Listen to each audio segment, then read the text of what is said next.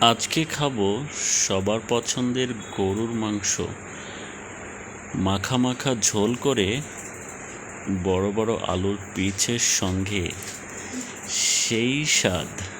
তবে রান্নাটা সবার কাছে একই রকম নাও হতে পারে, তবে আমি রান্না করার পরে খেতে কিন্তু বেশ মজা হয়েছে। জানি না দেখতে কেমন লাগছে, তবে রান্নার পর যখন গরম গরম পরিবেশন করেছি তখন কিন্তু স্বাদটা অনেক সুন্দর ছিল। ঝালটা যদিও পরিমাণে একটু বেশি দিয়েছিলাম, কারণ আমি ঝালটা একটু বেশি পছন্দ করি। আর গোশ কিংবা আলুগুলো কিন্তু অনেক সুন্দরভাবে গলে গেছে, মানে কোনো রকম দেখা যাচ্ছে গোশ শক্তও ছিল না, আলুগুলোও ঠিকঠাক ছিল। তো আজকে আপনাদের সাথে আমি এই রান্নাটি শেয়ার করব। তো প্রথমে আমি কড়াইতে পরিমাণ মতো তেল নিয়ে নিলাম। তাতে আমি এখন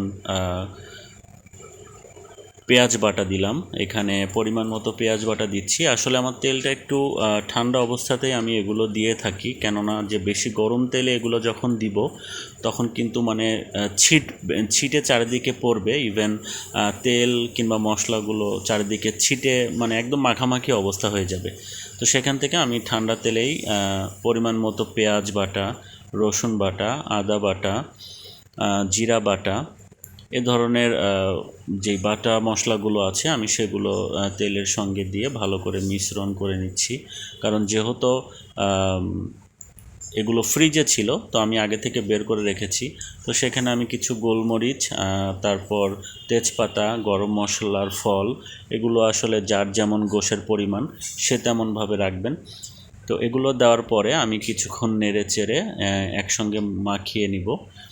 তারপরে আমি আসলে ভিডিওটা একটু কেটে কেটে আপনাদের দেখাবো গুরুত্বপূর্ণ পয়েন্টগুলো, কারণ এখন আসলে যে পরিমাণ রান্নার ভিডিও আপনারা দেখে থাকেন, তো সবাই আসলে এত কিছু দেখার মতো কিছু নেই। তো সেখান থেকে আমি আসলে মশলাগুলো মাঝে মাঝে দিয়ে ভালো করে কষিয়ে নেওয়ার পর তেলের সঙ্গে যখন ভালো করে মিশ্রণ হচ্ছে, আমি তার ফাঁকে ফাঁকে আসলে বিভিন্ন রকমের মশলা অ্যাড করছি।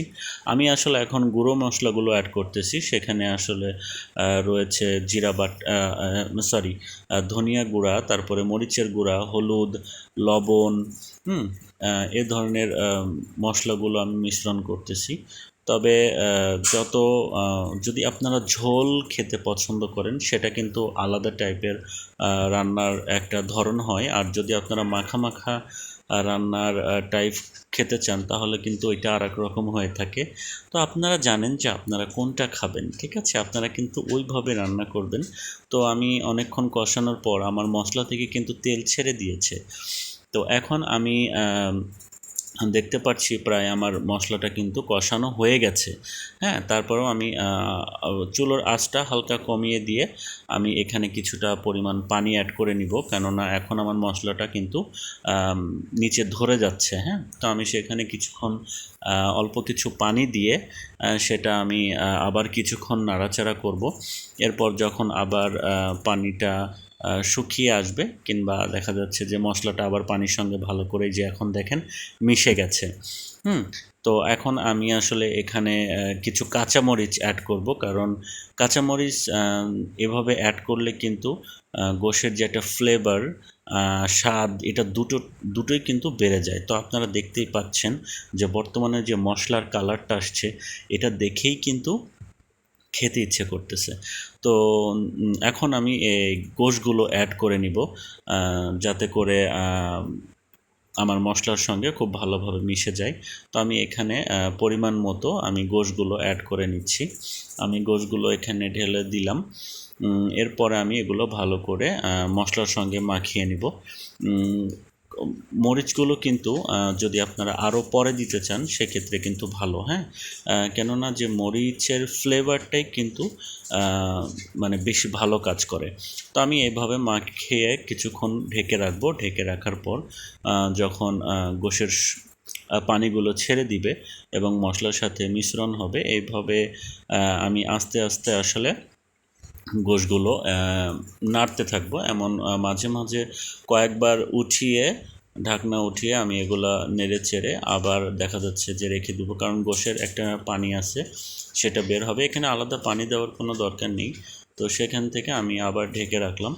কিছুক্ষণ পর দেখেন আমি কিন্তু এখানে কোনো পানি দেইনি, কিন্তু তারপরেও পরিমাণ মতো কিন্তু পানি রয়েছে, কারণ গোশে থেকে একটা পানি বের হচ্ছে। তো এই পানিটা যতক্ষণে শুকাবে, তারপরে যখন গোশটা একটা মাখা মাখা পর্যায়ে আসবে, এরপরেও যদি মনে হয় যে শক্ত অবস্থায় আছে, আসলে পরবর্তীতে এভাবে যেমন এই যে আমি ঢেকে রেখা, এখন কিন্তু পানির পরিমাণটা অনেকটা কমে গেছে।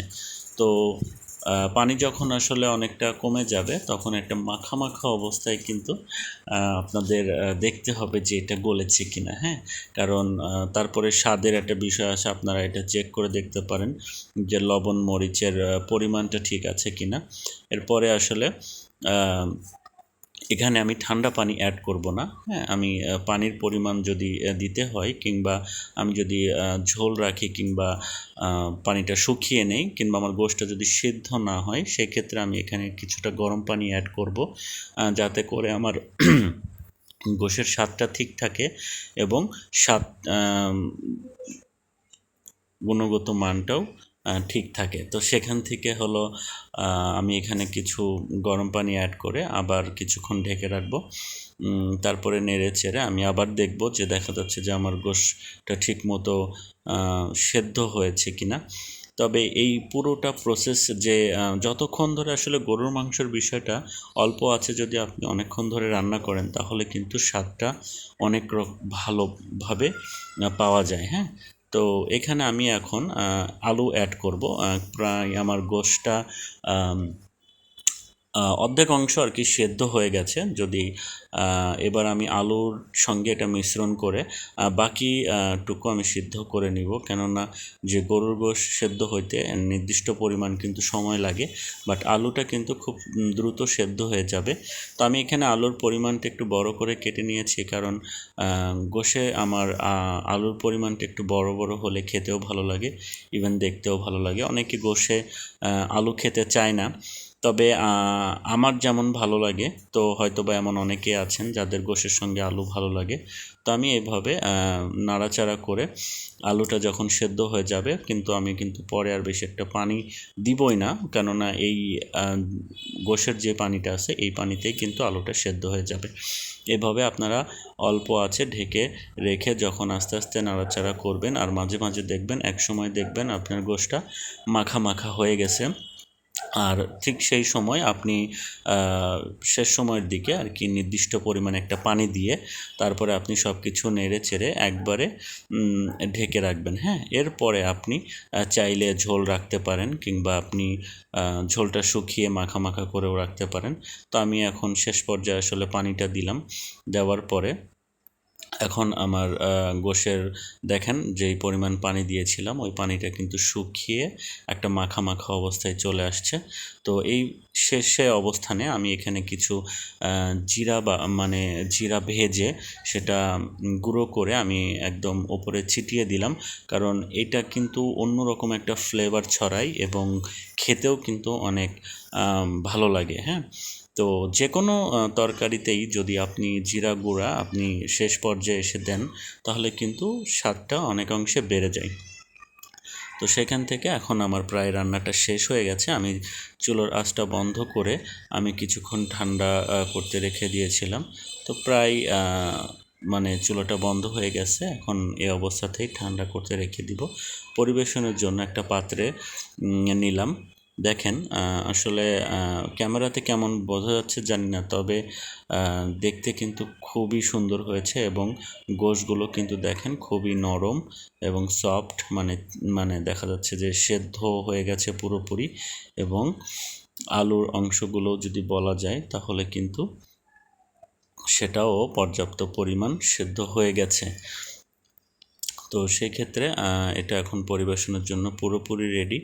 এখন এটা খেতেও কিন্তু অনেক সুস্বাদু হয়েছে। তো আপনারা যারা চান তারা এভাবে রান্না করতে পারেন। আর অনেকে আছে যে এভাবে রান্না করে খেতে পছন্দ করেন। তো অল্প সময়ের ভেতরে আপনারা এভাবে রান্না করে খেতে পারেন। তো আজকের মতো আমার ভিডিওটা এ পর্যন্তই। সবাই ভালো থাকবেন, সুস্থ থাকবেন। নেক্সট ভিডিওতে দেখা হবে আবার। আল্লাহ হাফেজ।